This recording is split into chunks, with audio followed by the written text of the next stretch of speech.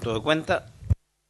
No hay cuenta, pero la tabla del día de hoy es para continuar el estudio del proyecto de ley iniciado un mensaje de su excelencia el presidente de la República y mociones de los honorables senadores señores Pedro Araya, Carlos Bianchi, Francisco Chaguán, Alfonso Urresti, Alejandro García Huidobro, Guido Girardi, Alejandro Guiller, Juan Pablo Letelier, Alejandro Navarro, Manuel José Osandón, Jorge Pizarro y Jaime Quintana, y de los ex senadores señora Lili Pérez, y señores Nelson Ávila, Carlos Cantero, Andrés Chadwick, Antonio Horvat, Pablo Longueira, Manuel Antonio Mata, Pedro Muñoz, Jaime Orpi, Faldo Procuriza, Ignacio Walker y Andrés Saldívar, que modifica la ley de tránsito en diversas materias. Como recordarán sus señorías, este proyecto agrupa 24 iniciativas legales.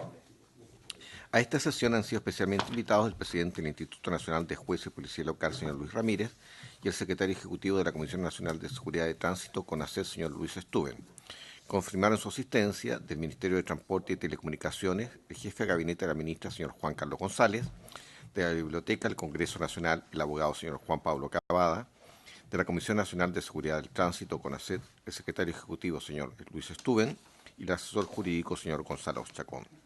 Excusó su asistencia el presidente del Instituto Nacional de Jueces de Policía Local, señor Luis Ramírez, quienes, sin embargo, nos hicieron llegar un documento que tienen vuestras señorías a su disposición. Del mismo modo, también CONACET hizo llegar un documento que vuestras señorías también lo tienen presente. Y asimismo de la Biblioteca del Congreso Nacional. Es todo, señor. Gracias. Quiero recordar, estamos transmitiendo esta sesión por la televisión abierta de TV Senado.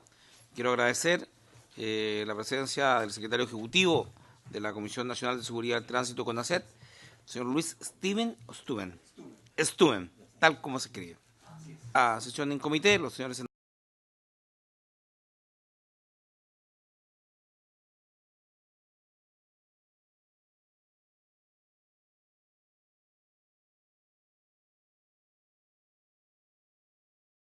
senadores están en otras comisiones, pero dada la importancia del tema y la exposición de nuestro invitado, quisiera ofrecer la palabra. Señor secretario, partimos con la biblioteca, el ámbito más general.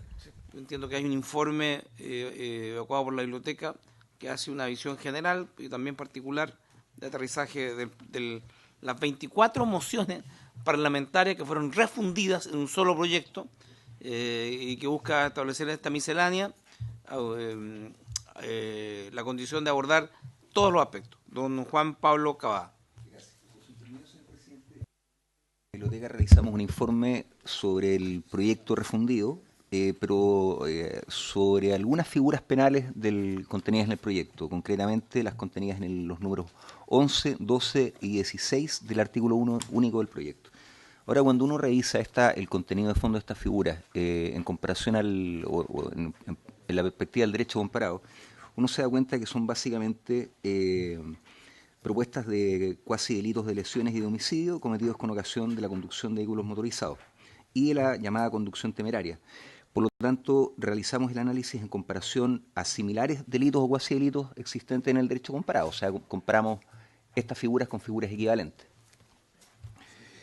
Entonces, yo voy a hacer un resumen del contenido del informe, que es bastante coincidente con lo que dice CONACET y con lo que dice el Instituto Nacional de Jueces de Policía Local, pero referido solo a estas figuras.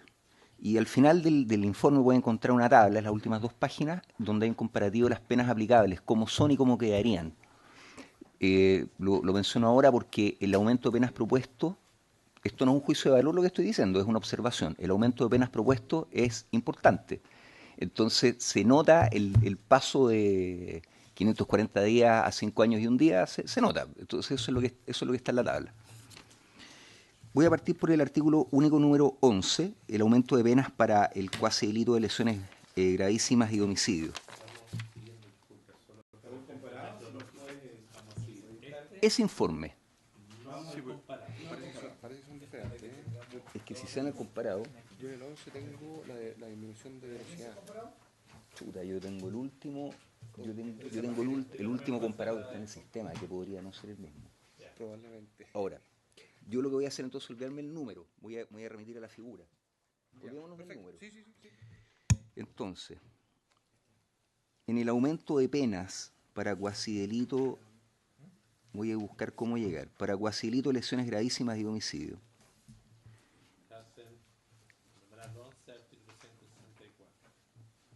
Debiera ser. Claro, artículo 164 de la Ley de Tránsito.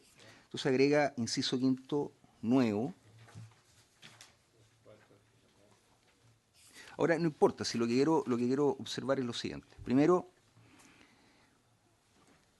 en cuanto a la ubicación normativa, los cuasi delitos de lesiones de homicidio o lesiones ejecutados mediante vehículos a tracción mecánica o animal que no sean consecuencia de carreras no autorizadas van a seguir en el Código Penal. Si son consecuencia de estas carreras, van a quedar en la Ley de Tránsito. Y si son cometidas en carreras autorizadas, volvemos al Código Penal. Entonces tengo una figura con 3 hipótesis repartidas en 2 leyes. Entonces eso puede producir un desorden normativo. La gente no ha... El experto hace a dónde buscar, pero esto es por descarte. Entonces se produce una dispersión. Luego, el aumento de penas. Solo para perfecto.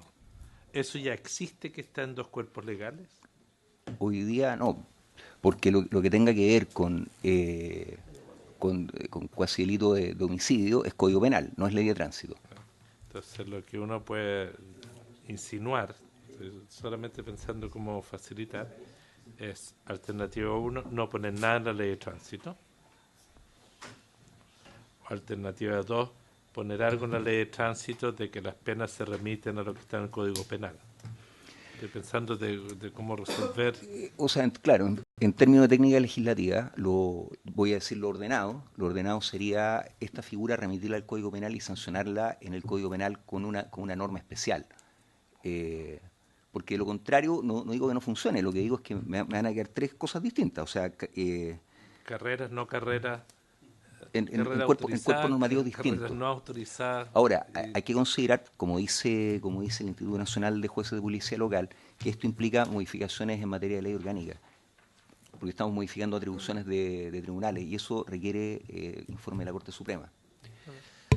Don Carlos, está a la base de la página 15 la transcripción del Código Penal en el 397, inciso número 1. Dice que es el que se quiere aumentar, ¿no? Con la pena de presidio mayor en su grado mínimo, si resulta de las lesiones queda el ofendido demente, inútil para el trabajo, impotente, impedido de algún miembro importante o notablemente deforme. Yo no sé si las figuras están como actualizadas, porque la pregunta mía es ¿qué es algún miembro importante? No, pero O notablemente deforme. Pero esa es la perdón, señor presidente. Esa es la figura vigente. O sea, demente, inútil para el trabajo. Tiene 150 años, pero esa es la figura por eso vigente. digo yo, bueno, siempre hemos estado diciendo que Bello es un gran hombre que nos ha mantenido con el código más de 150 años, pero claramente, ¿cuál es la interpretación que hacen los jueces para poder decir que está el ofendido demente? Pero la graduación del tema de mente, porque hay personas que quedan con facultades, bueno, y inútil para el trabajo. O sea, ya ese concepto, inútil para el trabajo, si tú tienes una lesión que te cercena uno de los miembros inferiores, pero no queda inútil para el trabajo, depende de tu oficio. Entonces, la referencia al Código Penal son ineludibles, entiendo, ¿cierto? Respecto del tipo de lesiones que causen grave daño. O sea, lo que pasa es que hoy día esas son categorías que están definidas. O sea, la lesión grave o leve, o menos grave, está definido en el Código Penal y está definido en base a parámetros de daño. Ahora, esos parámetros no tienen una especificación como, por ejemplo, qué es más grave, una mano o un pie. Eso es una definición jurisprudencial. O sea, para un pianista está claro que va a ser una mano, ¿no? Claro. O una modelo, una pierna. Está claro que va a ser un miembro inferior. Y eso es un criterio del juez. Sí. Que tiene algunos estándares, pero un criterio jurisprudencial, no es un criterio legal. ¿Podemos buscar alguna afinado. jurisprudencia que nos pueda ilustrar sobre exactamente lo que estamos refiriéndonos, el tema de la calificación?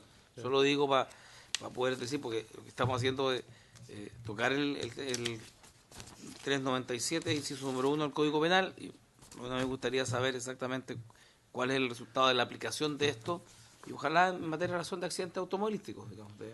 Una consulta de presión mayor en su grado mínimo, que es 3 años y un día a 5. No, hoy día estamos en Para los que somos meros matemáticos. la norma vigente hoy día en grado mínimo a medio, o sea, si estamos hablando de... Presión mayor en su grado mínimo, ¿qué es? No, ahí necesito un código penal, pero eso es 3 y 1, si no me equivoco. Es que no estamos en esa pena. Hoy día estamos viendo la modificación para el cuasi delito de homicidio o lesiones gravísimas. A ver. Yo estoy remitido a la página 15 del comparado. O sea, consecuencia de la carrera que se refiere al inciso anterior. No, claro, de acuerdo. Eso Las no presión mayor en grado autorizadas. mínimo. Se causará alguna de las lesiones del 397 número 1. Se impondrá la pena de, dice presión mayor en su grado mínimo. Claro. No, dice mínimo. Si causara muerte, será castigado con presión mayor en su grado mínimo a medio.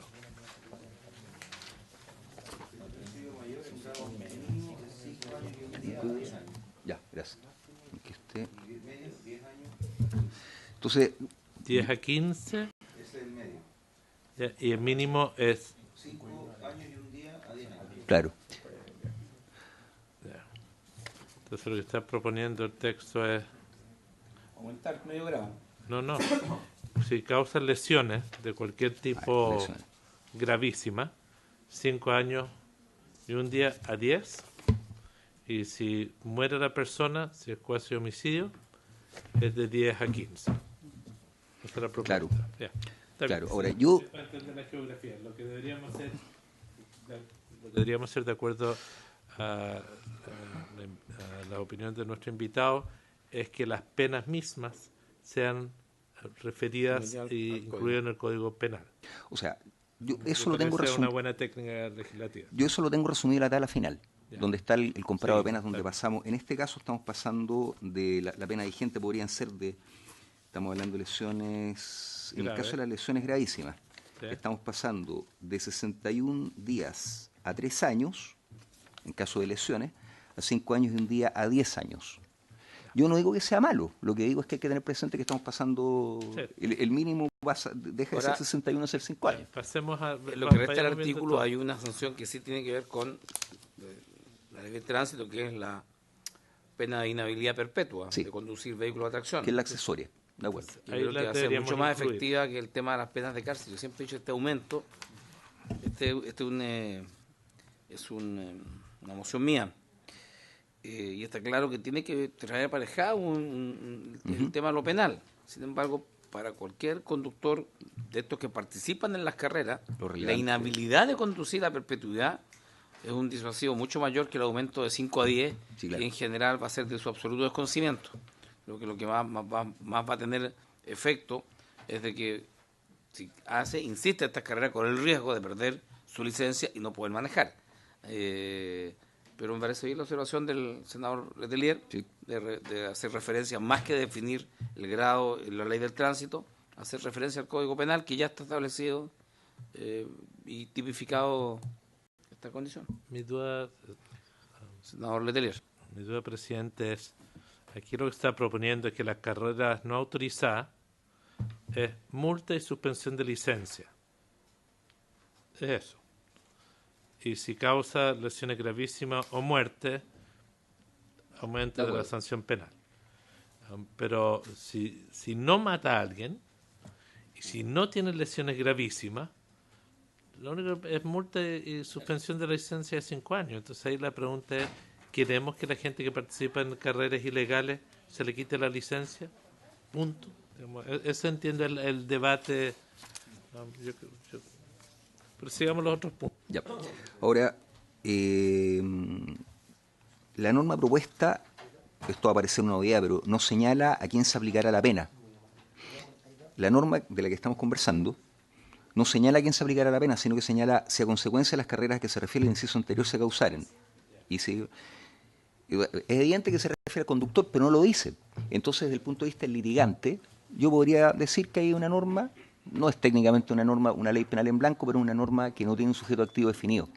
Ahora, si uno mira la ley de tránsito, siempre se refiere a el qué, sujeto activo calificado, perdón, sujeto activo abierto, o sea, cualquiera. Yo organicé la carrera y paso piola.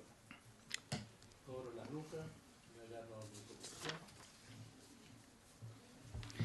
Luego, claro, luego en el tema de la indemnización de perjuicios, esto es entretenido, el tema de la indemnización de perjuicios, se agrega un artículo 165 bis nuevo, en que se propone que el juez, al determinar la indemnización, atenderá especialmente al patrimonio del responsable, incluyendo el de personas jurídicas relacionadas, a efectos de dejar a la víctima indemne y absolutamente satisfecha por los daños causados, pudiendo incluso aumentarla prudencialmente por sobre lo solicitado de manera justificada y de acuerdo a la extensión del daño. Entonces, aquí hay observaciones que son de fondo. Primero, atender especialmente al patrimonio del responsable.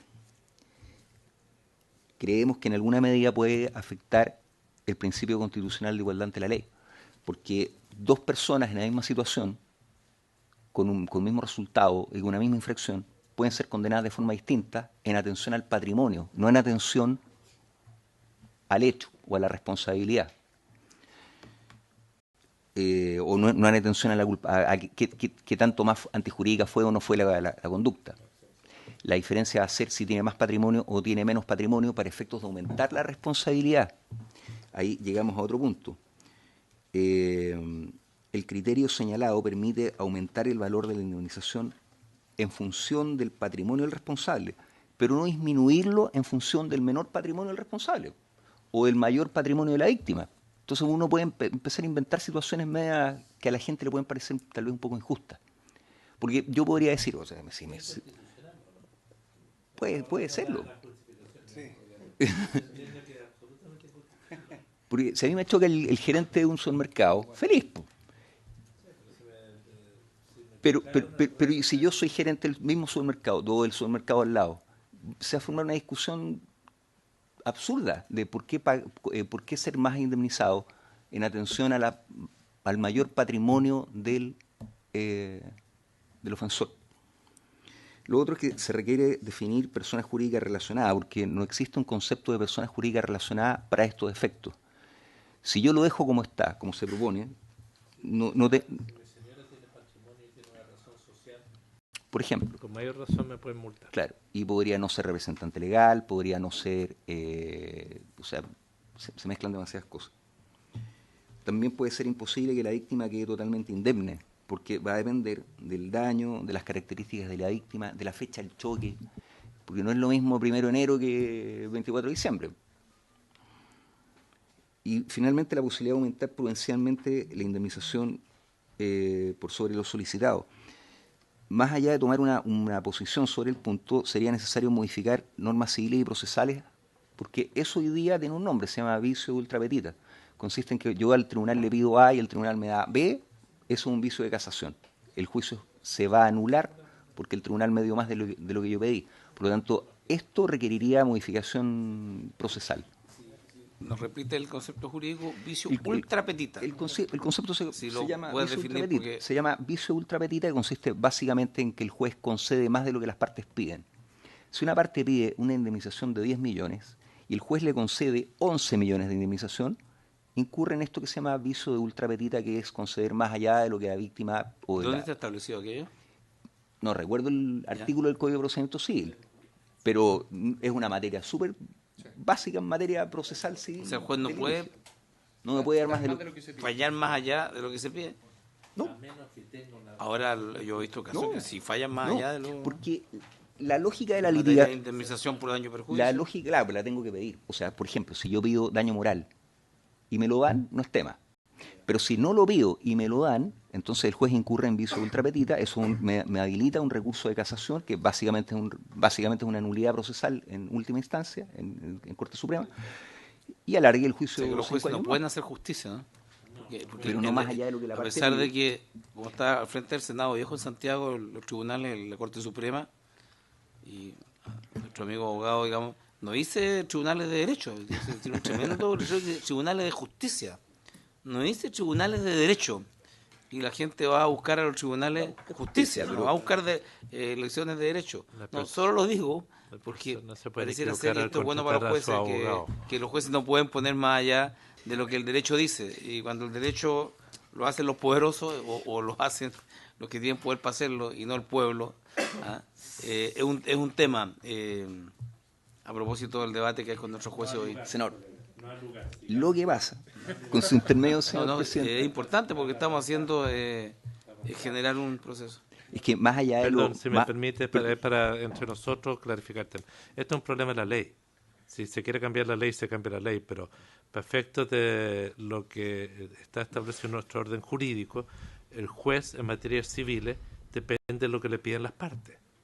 Y es una relación bilateral y eso no se va a modificar. Entonces yo pediría, no nos detengamos en algo que es evidente, sigamos al otro Ya. tema. Ahora, Para mí no es evidente, para el bueno, abogado señor pero- Letelier no es evidente, pero señor presidente, para mí mire, no. por su intermedio, para aclarar el tema.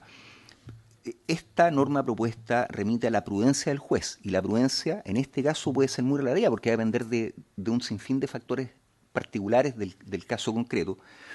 Y lo último, que ya es sobre este punto, que es yo por defecto profesional suelo ver las cosas más a través de los impuestos que de los delitos. Si la indemnización supera el valor del perjuicio, ya no va a ser indemnización, va a ser una ganancia. Y esta ganancia va a ser tributable porque no está en el listado de los ingresos no renta. Entonces yo le voy a decir a la víctima que logró una indemnización, que ahora vaya a pagar impuesto a la renta, porque pidió 100 y le llegaron 500. Va a tener que pagar una ganancia de capital por los 400 de margen. Entonces, yo no digo que no pueda hacer, lo que digo es que si esto va a hacer, hay que hacerlo compatible con el resto del organismo, o sea, con el resto de la legislación procesal, civil y tributaria, en este punto. Mira, a propósito del informe que pedí respecto de la jurisprudencia, porque ¿cuánto vale una mano? ¿Cuánto vale Existe. ¿Cuánto vale para un atleta haber perdido un pie? ¿Me explico? Sí. Y eso es un criterio que tiene una alta subjetividad. Y por tanto, pues de ahí mi observación respecto de la fijación de la cuantía. De acuerdo. Adelante. Okay. Luego, en el delito de conducción temeraria, se intercala al final del título 17, después del artículo 198, en el 198 bis nuevo. En el 198 bis nuevo, salvo que me lo hayan cambiado. Yo voy a ir por el comparado. El comparado. Entonces, se agrega, claro, un 198 bis nuevo sobre delito de conducción temeraria. Yo lo separé en dos partes: causando lesiones y sin causar lesiones. 18 y 19. Entonces, nuevamente, el comparado. Sí, porque yo tengo configurado esto. Pues, ya, Y puede que la de señora acuerdo. tenga no sé si este o el que tiene esto. Yo creo que tienen este, porque ese lo imprimiste tú. Sí. Y eso va con otros comentarios también. Entonces. Es que como... Pero sigo con eso, porque yo te voy Ya. siguiendo aquí con. Ok. Entonces, primero, un aumento de pena importante, que se puede ir a la tabla. Luego, en la indemnización de perjuicios, que aquí dice artículo único número 12,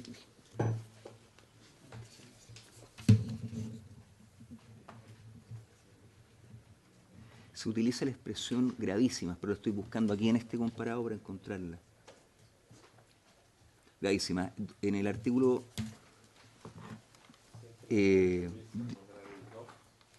claro. Esto también ocurre en el 198 ter. Se utiliza... No, perdón. Estoy buscando la expresión lesiones gravísimas. Acá está, gravísimas. Ya. Las lesiones gravísimas... Bueno, aquí estamos hablando de lesiones que están definidas en el Código Penal. El Código Penal no contempla las lesiones gravísimas. En la jerga le llamamos lesiones gravísimas, pero el Código Penal no las contempla.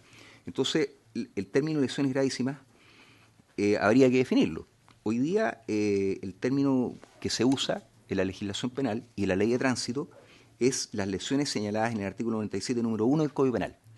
Las 97, número 1, contienen las que le llamamos lesiones gravísimas, que están descritas por la gravedad, pero no tienen el nombre de lesiones gravísimas. Entonces, desde el punto de vista del litigante, alguien va a decir, oye, estas lesiones no existen.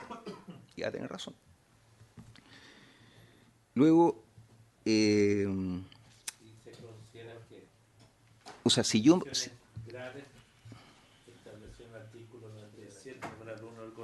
Claro, esas son las que le llamamos gravísimas. Está bien, pero porque hay lesiones graves, que hay una fractura. Que están en el número 2, ¿Cierto? que son menos graves. Después las leves que están, ya sé. Entonces las del número, si yo me quiero referir a las gravísimas, hablo del 397 número 1 del Código Penal, sin ponerles apellido. Si les pongo apellido, ese nombre que ya no existe. Entonces habría que crear esa categoría. Luego hay una indefinición del elemento subjetivo del delito. Se habla de hablar con consciente desprecio por la vida de los demás. Al no estar definido, se pueden producir problemas de interpretación. Y ahí cobra alguna utilidad la información que está en el informe sobre el mismo delito, por ejemplo, en España, que tiene el mismo, es una figura parecida, pero está un poco más descrito la intención, el evidente desprecio, es un poco más acotado. Entonces, obrar con consciente desprecio por la vida de los demás puede producir algunos problemas. Cuando el desprecio es consciente, cuando no es consciente, si es desprecio o es otra cosa. Entonces, yo lo encuentro un poco definido. Resulta en el artículo 165 se habla de conducir un vehículo, una forma de hacer peligrar la seguridad de los demás. Sí. ¿Eso se remite a la seguridad de los que están en el vehículo? ¿O los peatones o los otros conductores? Buena pregunta. Digo, porque necesitamos buscar una definición única de lo que es el conductor irresponsable en sus diferentes categorías. Entonces, comparto su afirmación que el concepto consciente de desprecio por la vida no es el más afortunado.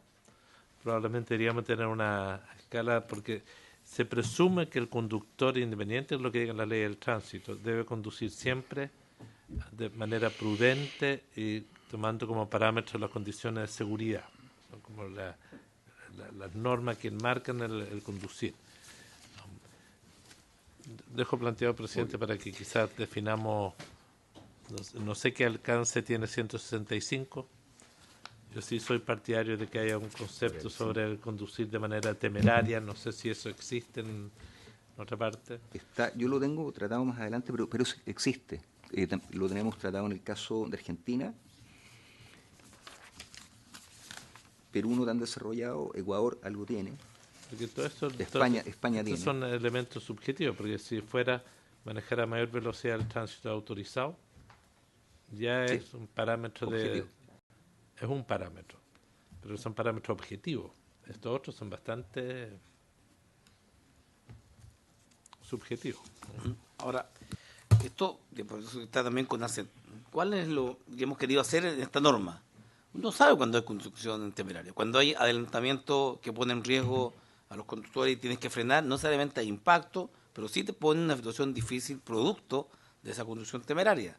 Adelantamiento por la derecha y en general, o todo aquello que produce efectos sobre los otros sin necesariamente constituir incluso una falta. ¿Me explico, no? En definitiva, todos han vivido la experiencia de un conductor temerario, digamos, que pone en riesgo la seguridad de los demás. Y eso es lo que se ha querido verificar en esta figura. Lo de España se acerca.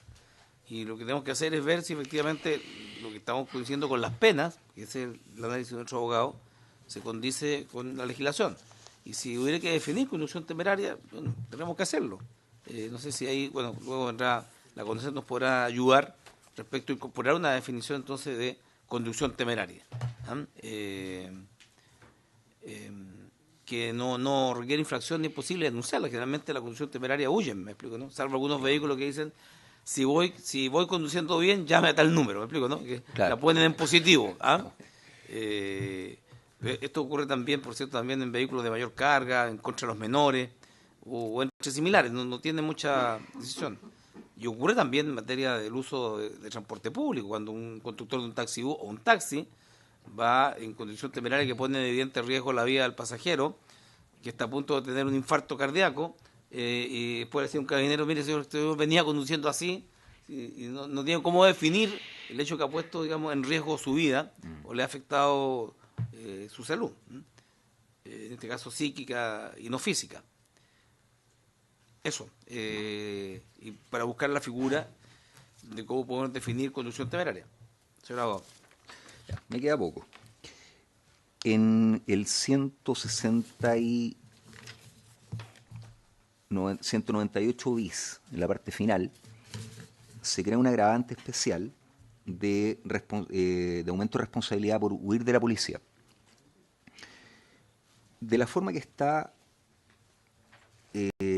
escrita,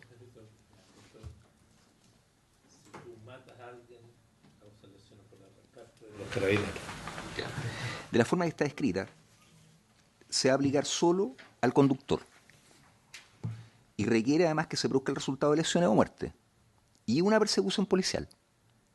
Entonces no basta con una fiscalización y no basta con un resultado distinto de lesiones o muerte. O sea, si solo me arranco, no pasa nada. Voy a tener otra infracción, pero no está agravante. Entonces un agravante que accede a un delito de resultado.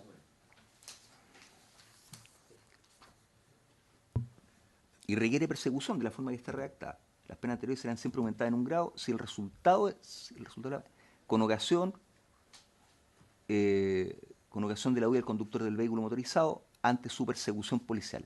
O sea, si no me persigue nadie, no tengo agravante. Puedo haber quedado filmado, registrado y pueden haber testigos. Pero si me voy del lugar... Entiendo, presidente, que lo que nos están planteando son dos situaciones distintas. Me corrige si me equivoco. Uno es si es que se quiere aumentar en un grado la persona que huye. Ese es un tema. Y otra si es que debe o si existe alguna sanción para quien se arranca de carabineros, que es una segunda situación. Entonces, lo tomaría en nota para ver si diferenciamos ambas cosas, porque el que huye de carabineros debería tener una sanción. Yo lo que tengo entendido, que no sé si existe en el código. Es que existe sanción, no la sé de memoria, pero hay una sanción por huir de una fiscalización policial. Ahora, si yo produzco un resultado, un cuasi delito de homicidio o de lesiones y huyo de la policía, perdón, no huyo de la policía, sino que abandono el lugar, lo que se está aplicando hoy día, pero pongámonos en el caso de que no haya una persecución policial, simplemente me voy del lugar y dejo al muerto ahí, ha pasado. Lo que está ocurriendo hoy día es la aplicación de la figura de homicidio por omisión. Pero eso es una salida al paso que los fiscales han tenido que desarrollar para encontrar cómo llegar a cómo abarcar el tema. Entonces, si uno quiere que la agravante opere, tal vez no habría que hacerla depender necesariamente de que haya persecución policial.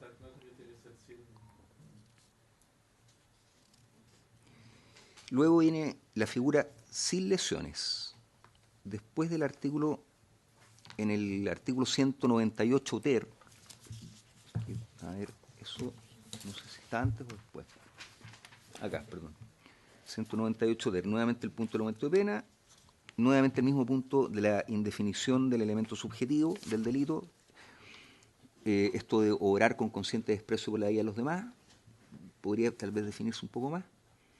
Y finalmente señala que, o sea, la norma sanciona con una pena única al infractor, independiente de si comete una o más infracciones gravísimas.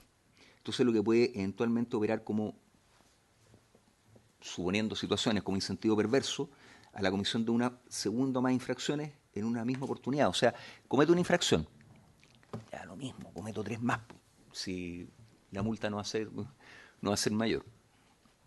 Y finalmente hay un punto que puede ser marginal, pero no tanto tal vez, que es sobre penas principales y accesorias. Los nuevos artículos 198 bis y 198 ter proponen penas de inhabilidad para conducir, disponiendo expresamente que son accesorias. sea, señala penas accesorias. En cambio, los artículos 164 y 192b proponen las mismas penas similares sin señalar si son accesorias o no. Entonces, ¿cuál es el problema? Que el indulto, en el indulto, la regla general es que el indulto de la pena principal incluye a la pena accesoria, salvo la excepción de inhabilitación para cargos y oficios públicos. Entonces, en los casos en que no se señala si la pena es accesoria, puede quedar la duda. Bueno, ¿es accesoria o es principal? Y dependiendo de la respuesta, ¿tiene indulto o no tiene indulto? Y eso puede originar problemas procesales o administrativos al momento de que la persona pide el indulto y se le conceda o no se le conceda. Eso es básicamente el informe, y después hay un comparado sobre la legislación extranjera, y al final la tabla donde está el dibujo de las penas, cómo son y cómo quedan. Lo único que tal vez que conviene explicar, si es que pueden ver la tabla, tiene 3 columnas. En la segunda columna de la izquierda, perdón, de la derecha, la penúltima columna, señala consecuencia de la modificación propuesta en ley de tránsito para casos de carreras autorizadas, y se aplica la regla general del Código Penal señalada en la tercera columna. Lo que quiero decir en esa columna es que eso es por defecto.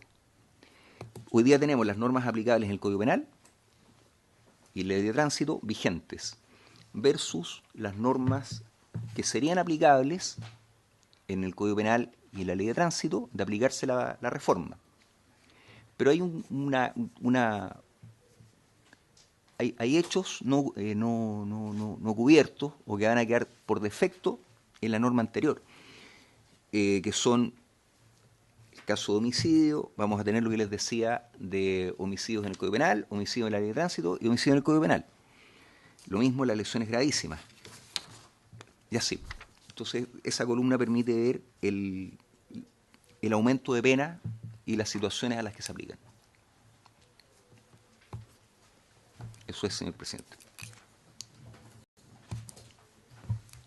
Bien, quiero agradecer el aporte. La verdad es que es un tema árido desde el punto de vista de lo penal, y sin duda nos agradeceríamos a la biblioteca nos pudiera sugerir que haya indicación y modificación de la concordancia con el Código Penal y en la definición que faltare para hacerlo coherente, porque la idea matriz del proyecto, estimamos, está bien orientada, y si efectivamente tiene alguna observación de carácter procedimental en su relación con la pena y sanción, Código Penal, haciendo las sugerencias respectivas. Voy a pasar la palabra ahora, me prestan al señor director, más bien secretario ejecutivo de la CONACET, don Luis Stuben, respecto a este misceláneo que tiene las características que ya han sido relatadas en los proyectos que ha indicado don Juan Pablo Cavada, solo en aquellos que tienen una relación con penas de carácter penal. Siento que esa ha sido Sí, o sea, delito. ha tocado solo las mociones refundidas en artículos que tienen relación con las sanciones penales. Nos interesaría conocer la opinión de la CONACET en general de cada una de las mociones refundidas. Le ofrezco la palabra a don Luis Stuben. Gracias, señor presidente. A ver, la verdad es que nosotros revisamos las diferentes iniciativas, las diferentes mociones, y hay observaciones de todo tipo. La verdad es que ya algunas ya la anunció el colega. Tal vez detenerme un minuto en la del artículo 165 bis, cuando se hablaba de las ultrapetitas y todo ese tema, que la verdad es que agradezco el comentario porque la verdad lo consideramos bastante acertado. Complementarlo también cuando se hacía referencia a la víctima, dejar a la víctima como indemne y absolutamente satisfecha. Ahí entramos nuevamente en una definición algo abstracta y subjetiva a mi modo de ver, ¿ya? Porque la reparación para una persona, el quedar absolutamente satisfecha, puede ser muy distinta para otra, ¿ya? El mismo caso que usted decía, señor presidente, en el caso de lesionar una mano de un pianista, yo le aseguro que el dejar absolutamente satisfecha a esa persona va a ser mucho más costoso o gravoso que para una persona que no es pianista, ¿ya? Entre otras cosas. Ahora, eso respecto al 165 bis. Luego, hay algunos temas que a mí personalmente me gustaría abordar porque constituyen materias de emociones que se están viendo en otra instancia legislativa, como la disminución o la reducción de velocidad en zona urbana de 60 a 50, que en caso de que no tienen por qué estar tan actualizados respecto al tema, esa es una moción que la acaba de aprobar la Comisión de Obras Públicas, Transportes y Telecomunicaciones en la Cámara de Diputados y esperamos que prontamente sea votado en la sala, ¿ya? Por lo tanto, es algo, estoy tratando de buscar el artículo para...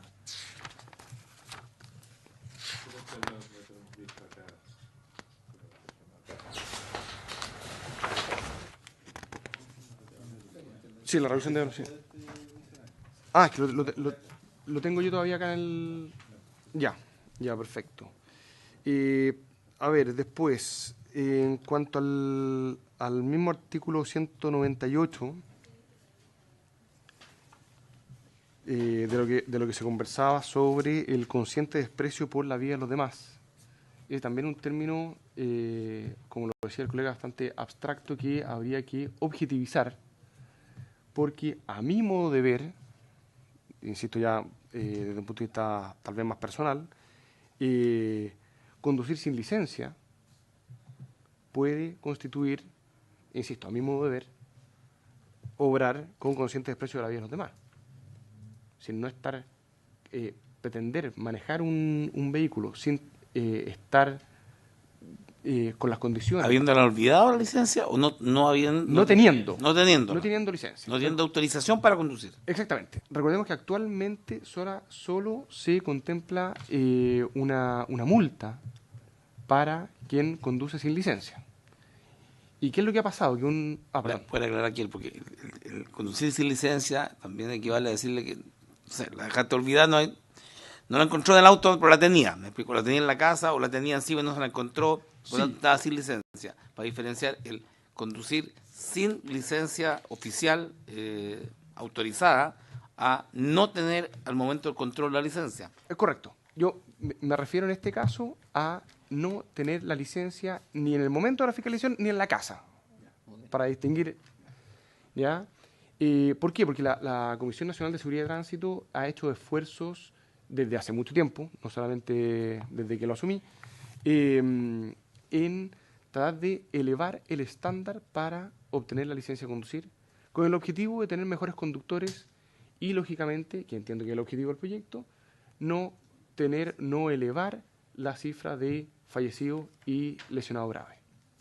Entonces, en ese contexto, me sorprende un poco que la actual legislación solamente contemple una multa para quien circule sin su licencia. Sugiero que nos apeguemos al... Perdón, sí. Entonces, sí, lo que pasa es que hago la relación, senador, perdón que lo interrumpa, hago la relación precisamente por esta frase que puede ser, insisto, un poco abstracta, ¿ya? Y que, insisto, hay que objetivizar.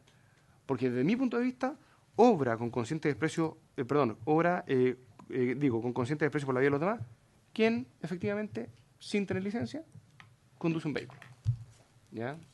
Por eso es un tema, insisto, discutible. Es lo que digo yo, a mí me parece que hay que concretar de mejor manera. Luego,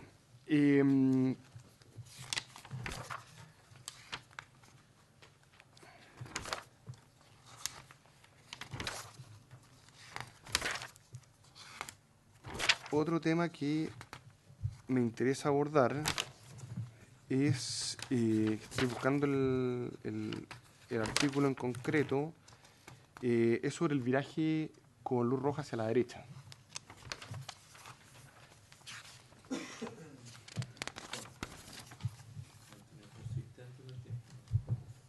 ¿Perdón? Están en contra usted. Claro, estamos en contra, exactamente.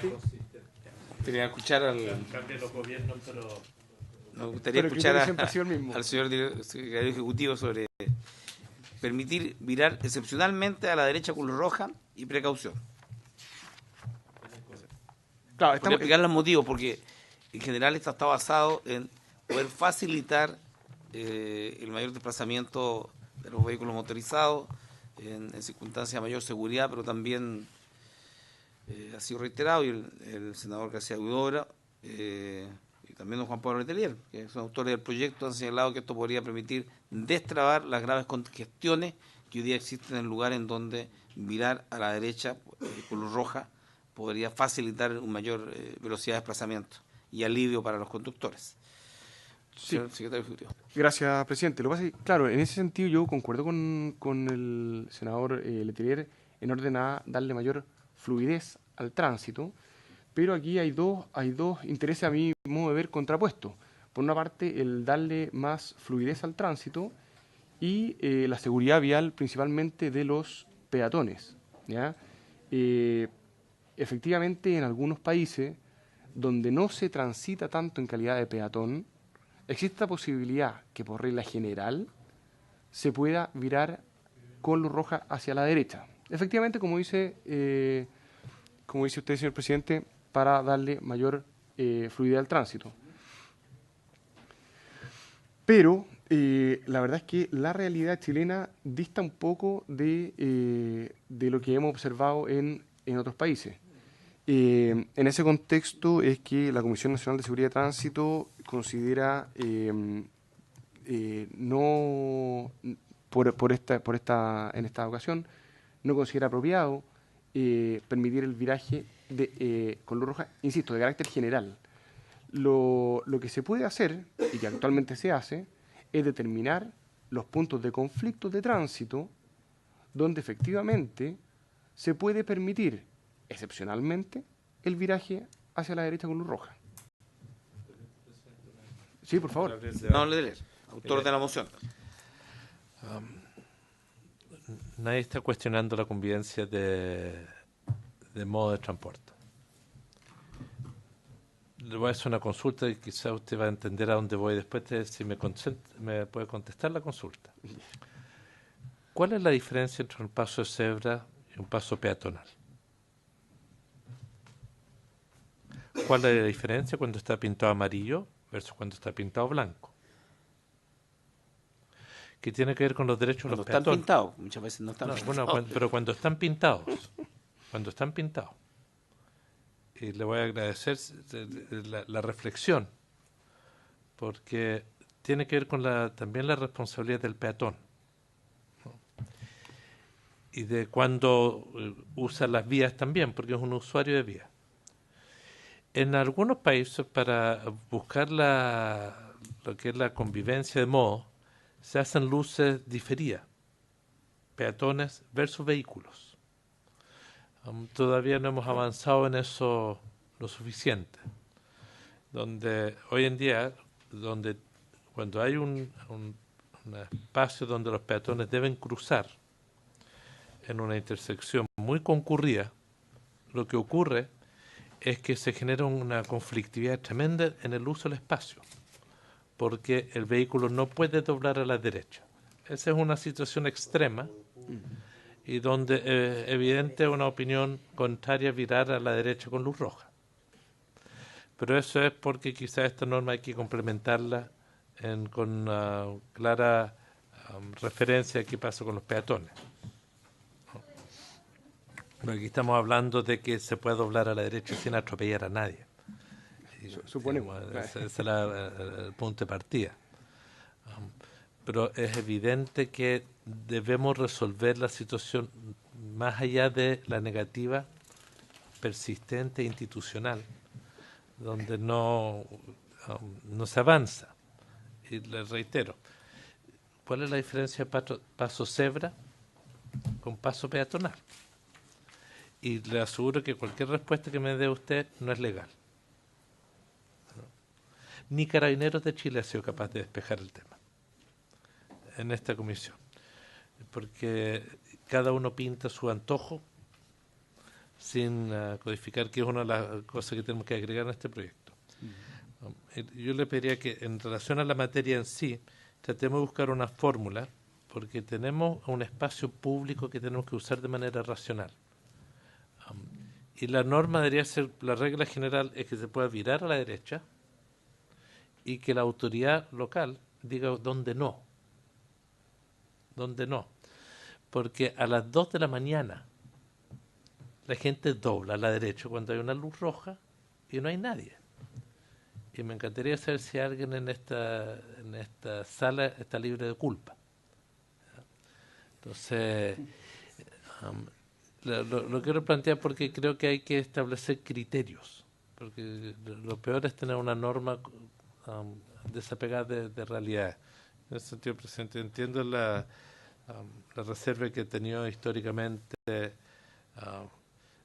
algunos sobre esta norma, pero les invitaría a que busquemos fórmulas para defender a todos los actores. Es el problema de los ciclistas también. Una consulta para la biblioteca, si pudiéramos tener una información comparada, particularmente en esta norma, a nivel internacional. Y lo segundo, esta es una facultad que pudieran tener los municipios. El debate sobre el tema de los 60 o 50 kilómetros en los límites urbanos ha tenido por parte de algunos senadores de esta comisión el énfasis más bien en que esta normativa deberá estar entregada a las direcciones del tránsito en cada comuna, porque son distintas en la capacidad de carga de transporte público, vehicular, y las condiciones de las calles, la semaforización, la señalización, distintas. Y por lo tanto, quien tiene la mejor condición de tomar una decisión técnica respecto de una intervención en la regulación del tránsito son efectivamente los municipios a través de sus direcciones de tránsito debidamente calificadas, cuando hay un ingeniero del tránsito, cuando hay un departamento del tránsito que además otorga licencia, ¿no? O sea, los municipios lo que hacen es decirle, usted puede manejar, usted puede poner en riesgo su vida o la de los demás, yo lo autorizo a manejar. Y una definición de esta naturaleza, dada la complejidad, no todos los semáforos o las luces rojas pudieran tener las condiciones para aquello. La pregunta es, en torno a la misma velocidad 50 o 60, la CONACET, ¿podríamos delegar esta norma a los municipios? Y esto es un tema que a lo mejor van a tener que invitar a los directores de tránsito de las más importantes comunas a fin de decir, hay capacidad para tomar esa decisión y fundarla, para defenderla, porque si hay problema después, la decisión tiene que ser fundada técnicamente. Senador Letelier. Que los directores, los municipios tienen la facultad para autorizar doblar a la derecha en puntos específicos y ejercen esa facultad.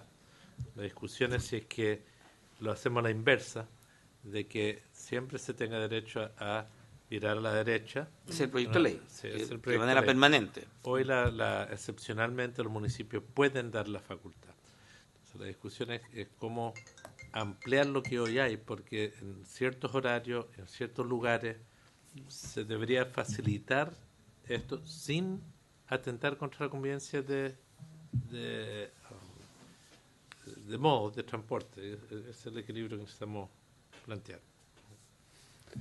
Señor secretario ejecutivo. Gracias, presidente. Yo la verdad concuerdo con la observación del senador Letelier. Lo que pasa es que puede ser un poco complejo hacerlo al revés porque se tendrían que señalizar muchos lugares donde no se puede virar con luz roja. Entonces, hay un tema de señalética no menor.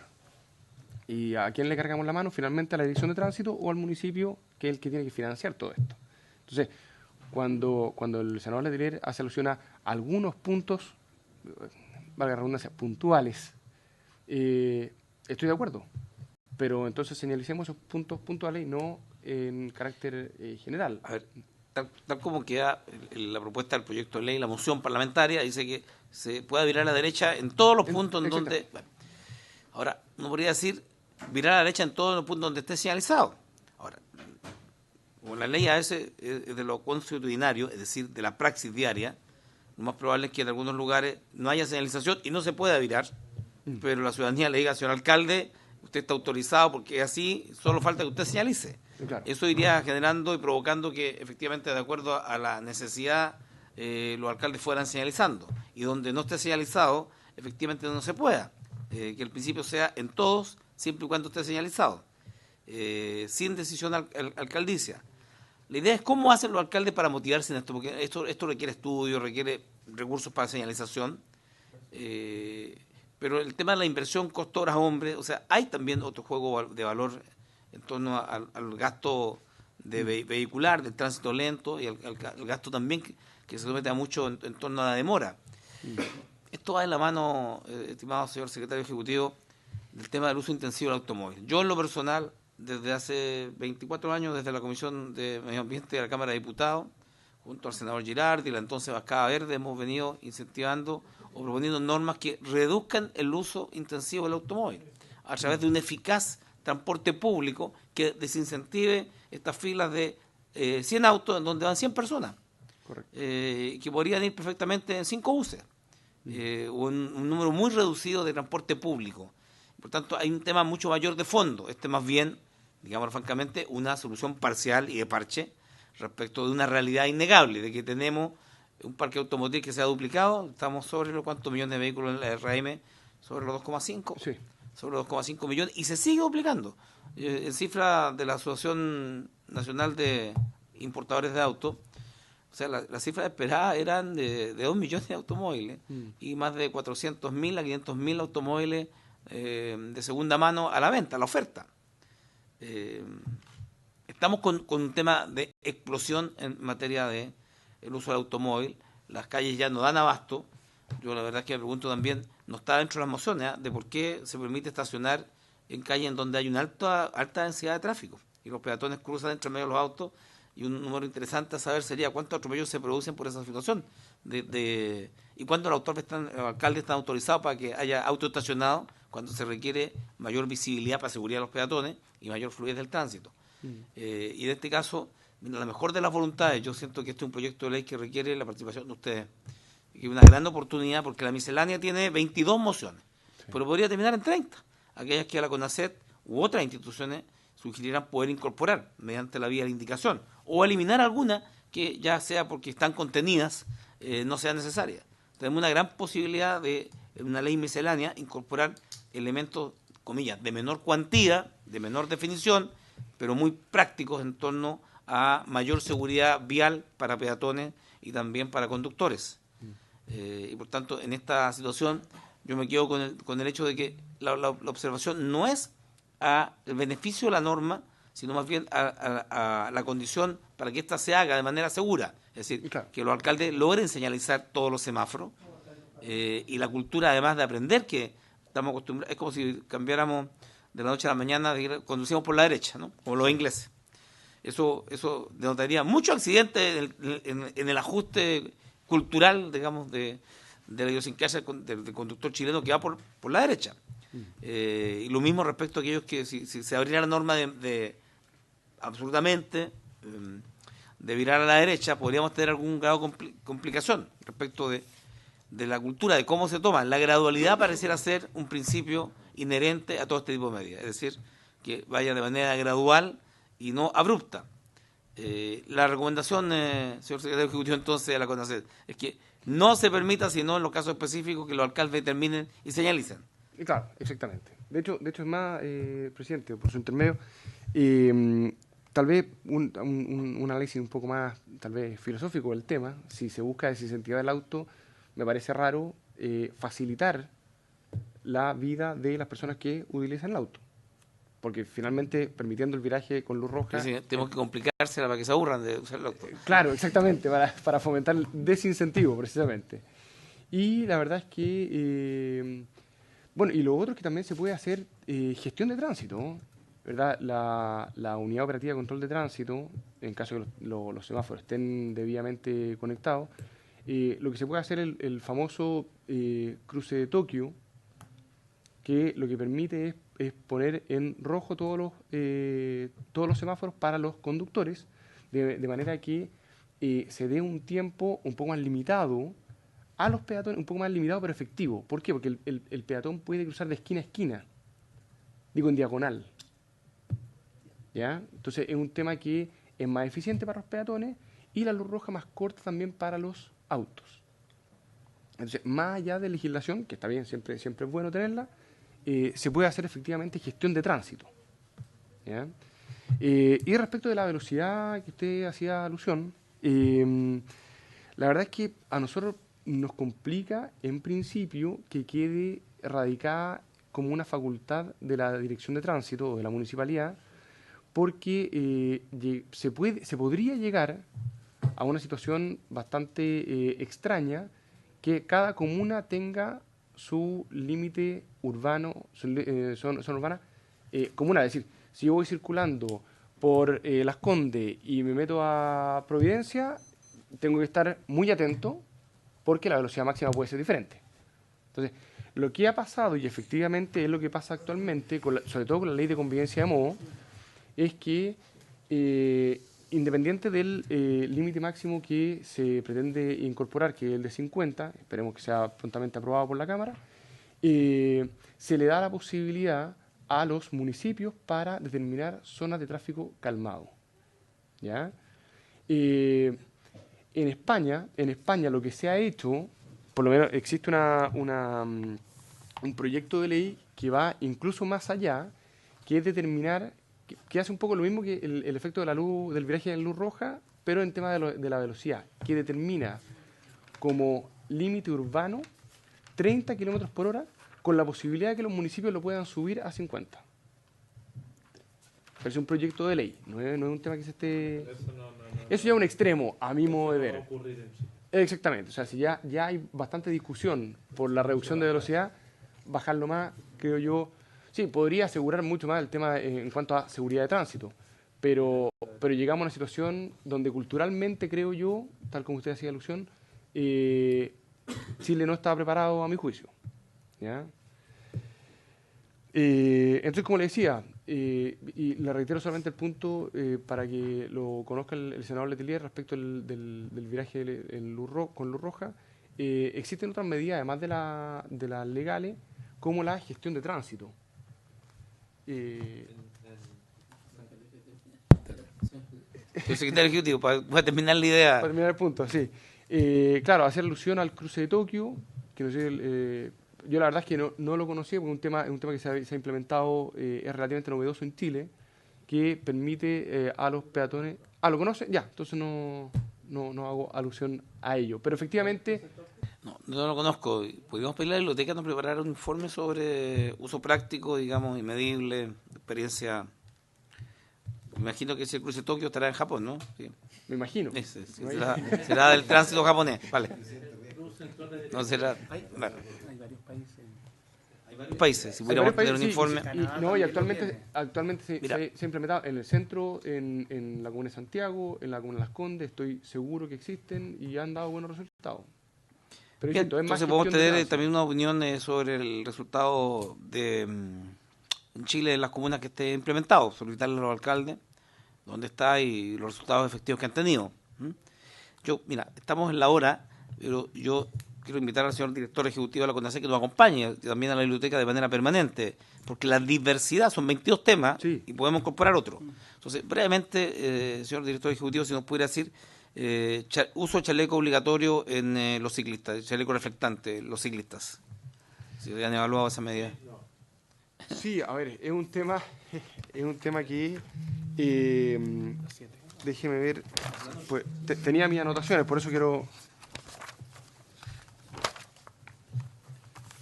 Ya, no sé, ¿vamos a hablar del artículo 80 completo o solamente ese? Porque vamos a tratar en los próximos 5 minutos de tener algunos tips de cómo viene la mano, unos tips de cómo viene la mano en su artículo. Perfecto. Para abordarlo en más profundidad la próxima sesión. A ver, la verdad es que más allá del chaleco reflectante propiamente tal, yo aludiría a elementos reflectantes, ¿ya? La verdad es que hay una gran resistencia respecto de las personas que, digámoslo con todas sus letras, andamos o circulamos en bicicleta, a ocupar el chaleco, entre otras cosas, porque muchos circulamos con mochila a los lugares de trabajo. Entonces puede ser poco práctico incluso en algunos temas, en algunos escenarios. Yo insisto, haría mayor hincapié en el uso de elementos reflectantes. En eso estoy de acuerdo. ¿La bicicleta o en el conductor? en ambos. Es que en la motocicleta es obligatorio, es decir, en la moto no pasa la revisión técnica si no tiene dos elementos reflectantes de color amarillo en la parte delantera y dos elementos reflectantes en la parte trasera de color rojo. ¿Ya? Entonces, en la este bicicleta caso, eso hoy día no es obligatorio. De en la, hecho, bicicleta, no lo en usa. la bicicleta no es obligatorio. A mí lo que me gustaría es que el usuario utilice elementos reflectantes. Senador Letelier. Yo comparto la opinión de que se debe poner el tema de elementos reflectantes. Yo creo que eso es lo más ¿En el indicado. vehículo o bicicleta? Estamos hablando de bicicleta, porque las motos ya tienen normas. Porque uno, si tiene una mochila con las bandas necesarias, se nota perfectamente. Puede ser que uno le agregue ciertos dispositivos complementarios a la bicicleta. Yo creo que es más que suficiente. O los cascos. Yo creo que ahí hay normas para asegurar el objeto. Alguna gente quizás quiera usar chaleco, pero no lo limitaría a eso. Yo creo que sería un error. Pero me parece bien que hablemos de elementos. Bien. Pero me lo pedí entonces. Y por último, el casco, no, estamos hablando de elementos, en el comparativo que tenemos, página 5, en el último, la prohibición de vender combustible a las motocicletas cuyos conductores no utilicen el casco reglamentario, protector reglamentario, como una medida de obligación del casco, si tienen opinión sobre... Sí, a ver, lo que pasa es que o es la indicación número 7, relativa al... Yo creo que ahí puede ser más fácil buscarlo. La verdad es que desde un punto de vista de la implementación se me hace difícil poner a una estación de servicio como garante de esta condición de seguridad. ¿Ya? El hecho de no vender benzina, gasolina a personas que no utilicen el casco, creo yo, debe ser más ir más por la parte de fiscalización de carabineros, propiamente tal, más que la estación de servicio que esté preocupada de ese tema. Es decir, de hecho, podría, yo no le quiero cargar más la mano a la biblioteca, pues ya se va con harta tarea, pero creo yo podría haber una colisión de derechos constitucionales al momento de decirle a la estación de servicio, oiga, usted, aparte de hacer su giro, fiscalice también el uso del casco. A mí me cuesta dejar como garante a la estación de servicio. Esa es mi única aprehensión. Obviamente estoy de acuerdo que se use el casco, si no nos confundamos. Ahora está prohibido venderle alcohol a los menores de 18 años. A la bomba también se le impone el no vender benzina en botellas de vidrio, porque se hacen las molotov. Entonces, para dificultarle un poco la pega a los que hacen las molotov, pero le venden igual lo que tienen en bidón. Pero no puede en cualquier recipiente ir a comprar benzina y se les prohíbe el expendio de combustible por su característica, por eso. Ahora, generalmente, si pudiéramos tener estadísticas del uso del casco, uno va a otros países de América Central y la verdad es que nadie usa casco, ni los policías. Además, hay policías que no usan casco y van hablando por celular en moto, pero esos son países de Centroamérica. En Chile, en general, los conductores bancos casco y hablan por celular. Sí. Pero... Y tampoco, yo sé, ¿tenemos algún un índice de infracción por no uso de casco? A ver, perdón, presidente, la verdad es que le quería indicar un poco las estadísticas del uso del casco, no la de la infracción. La verdad es que la infracción en este momento no la tengo, la puedo conseguir, pero en el uso del casco, en pilotos de un 99% y de copilotos del 98%, es muy alto. ¿Ya? En moto, sí. Sí. No, en bicicleta ese es otro tema que nos falta mucho todavía. Entonces, en cuanto a las estadísticas, sí, efectivamente concuerdo con usted que en otros países es prácticamente para llorar esas estadísticas, pero la verdad es que en Chile al menos estamos bastante satisfechos por el número que le acabo de dar. le debo para la próxima sesión, si a usted le parece, el índice de fiscalización e infracciones que se han cursado por el no uso de casco. ¿Y el reflectante, el uso de los cascos de moto es obligatorio también o no necesariamente? Porque hay cascos que son más bien opacos. No es obligatorio. El uso de material reflectante en los cascos no está. No está. Está del vehículo, básicamente. Sí. Bien, senador Letelier. Sí. Y estaríamos cerrando, extendimos la sesión 5 minutos. A mí me parece que esto de poner la obligación a la bomba de benzino, podrían alegar que es una carga que no le corresponde, que es distinto a la prohibición cuando hay elementos de seguridad, digamos, bombas Molotov, que entiendo que es otra naturaleza. Y la verdad es que uno puede sacarse el casco cuando está comprando benzina. Yo no creo que es ahí donde está la mayor dificultad. Pero me parece sí que deberíamos poner sanciones de otro tipo a la gente que anda en moto sin casco. Porque yo creo que ahí la verdad es que se necesitan acciones más disuasivas. Lo sugiero, porque entiendo que ese es el espíritu de la acción, de buscar cómo presionar más que la gente use el casco. Entonces, comparto la finalidad, no sé si el instrumento es el Vamos a revisarlo, solo quiero decir que esta es una moción del senador Durresti, Araya, García Huevo, Juan Pablo Letelier y Jaime Quintana. Que cambió de opinión porque aprendió. Y nos gustaría tener la opinión de la CONACET a propósito del secretario ejecutivo, que además manifiesto ciclista, el uso del casco.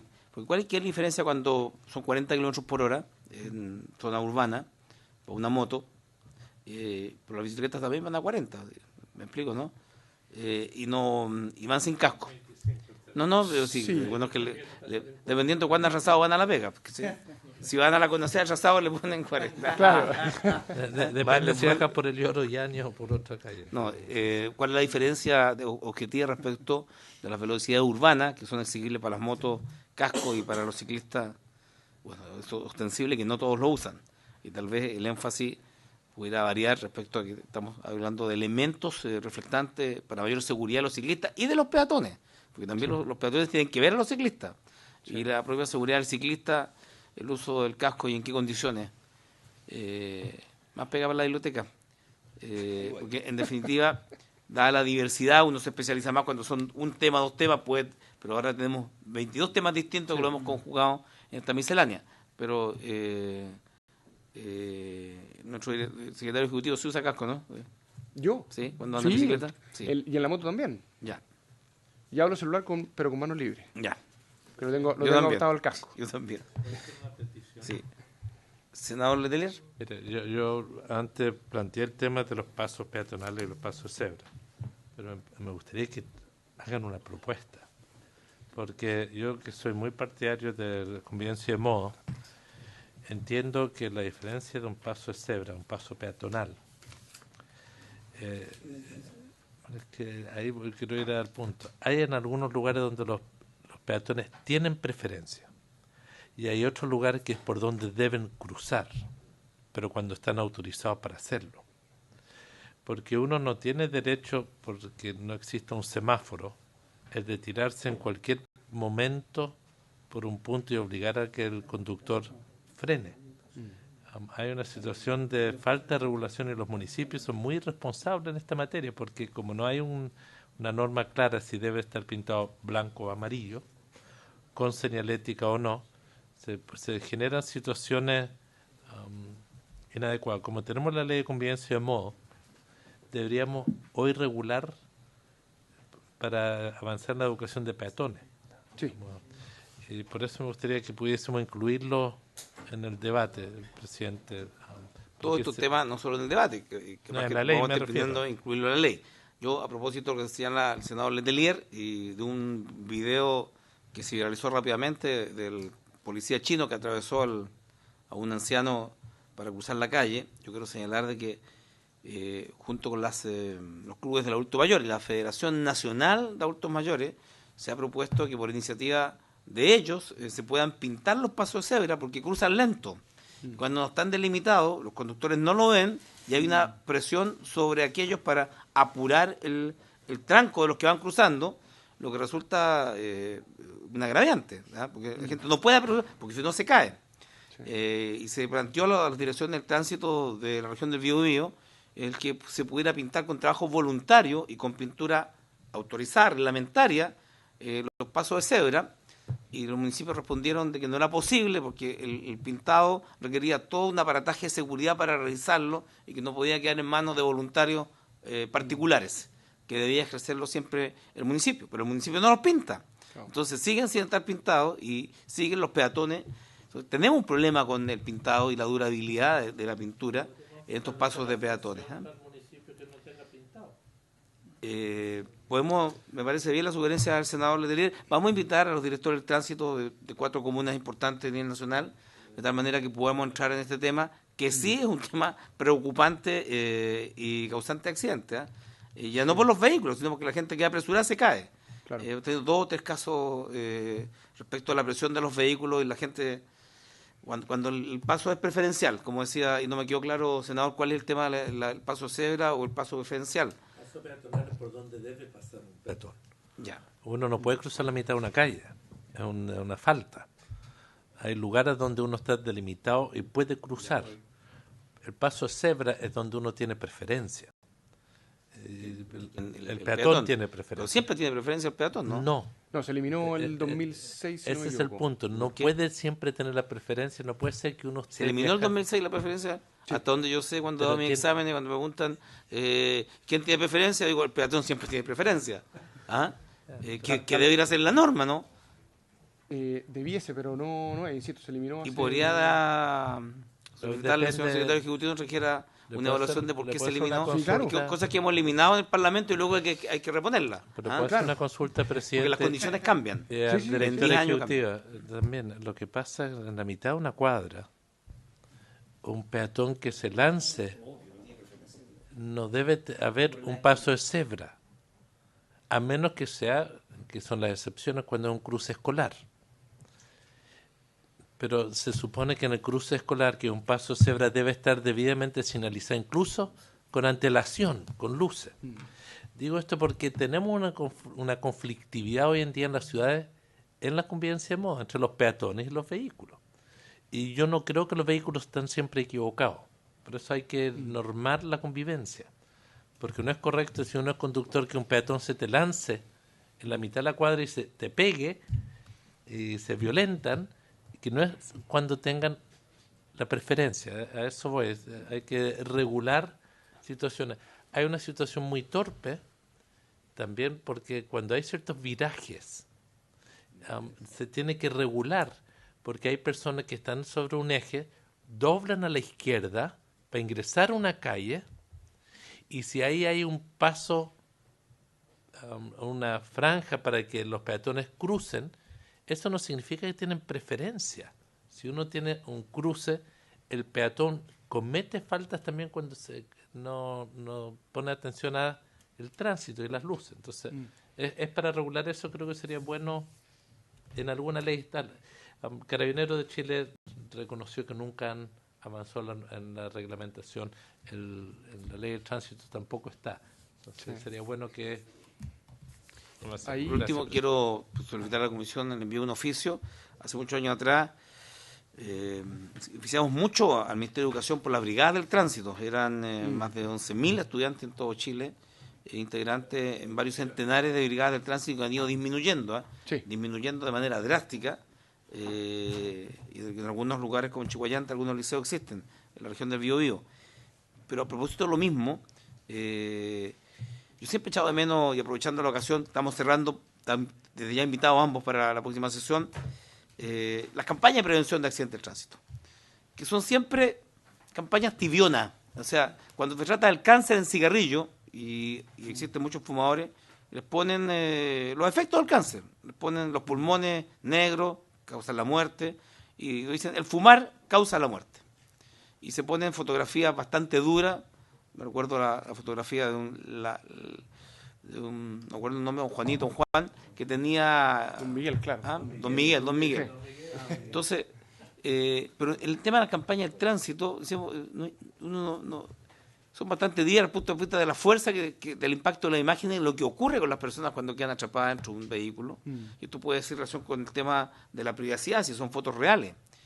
Pero no veo campaña de tránsito a través de la televisión abierta y pública, que tiene por obligación un número de horas al año respecto para campañas de utilidad pública. Lo discutimos largamente también en esta comisión respecto a las señales del canal cultural de TVN, por ejemplo, y la obligatoriedad de en ese espectro tener un porcentaje de tiempo para campañas públicas. Entonces viene la reducción de presupuesto, señor secretario ejecutivo. Lo personal, y esto también lo hemos conversado más de una vez con los senadores, la periodicidad de las campañas de prevención de accidentes del tránsito dirigida a conductores y pasajeros y peatones. Sí. Pasajeros y peatones deberán tener una mayor intensidad. Y por último, solo decirte que este tema de la preferencia siempre al peatón, las personas conversan en la esquina y están conversando y de repente los conductores avanzan y a la persona se le ocurre darse la vuelta y cruzar. Y eso provoca lo que dice la convivencia, porque yo lo que he presenciado y me ha tocado, tú ves que está conversando, entonces avanza porque no va a cruzar. Realmente es un viraje no advertido y se cruza, y uno también lo puede haber hecho como peatón.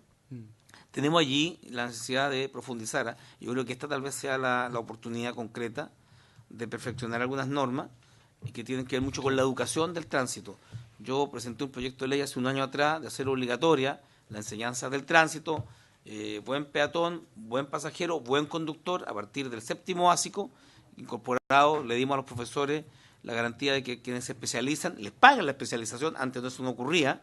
Sin embargo, esto es una anécdota, pero vale la pena mencionarla. En la Cámara de Diputados y con el senador Letelier fuimos 12 años juntos, parlamentarios, diputados, ya llevamos 2 periodos aquí en el Senado, y se aprobó por unanimidad, la aprobamos por unanimidad, el establecer la educación del tránsito en la enseñanza media, de tal manera de que los jóvenes cuando saquen licencia a los 18 años vengan mejor preparados, porque la principal causa de muerte hoy día en jóvenes de 18 a 23 años son los accidentes de automóvil. La principal causa de muerte, si es algo que se están muriendo los jóvenes en Chile, el SIDA está incidiendo, pero donde se mueren de verdad son los accidentes automovilísticos. Y eso, a pesar de que venía aprobado por unanimidad en la Comisión de Transporte de la Cámara de Diputados, en la sala del Senado, por unanimidad, aquí fue desechado sin votación en la sala del Senado, aduciendo de que no correspondía modificar la Ley General de Educación y fue desechado. Yo siento que es un tema pendiente, el tema de incorporar elementos de la educación del tránsito en las mallas curriculares de manera obligatoria o reglamentada, fomentar las brigadas del tránsito, porque tenemos un problema grave de resguardo de la integridad física y psíquica de nuestros jóvenes. Y sobre eso también nos gustaría que la CONACET nos pudiera ilustrar tanto las campañas de prevención de accidentes públicas. Los jóvenes no tienen conciencia de que una campaña muy buena de que si vas a beber, deja las llaves, ¿cómo era? Sí. Si vas a beber, deja las llaves. Esa específicamente era de una marca de cerveza, pero fue hace un buen tiempo. Sí. Bien, entonces, agradeciendo a nuestros invitados, invitándolos para la próxima sesión y habiéndose cumplido el objeto de esta, se levanta. Gracias por acompañarnos.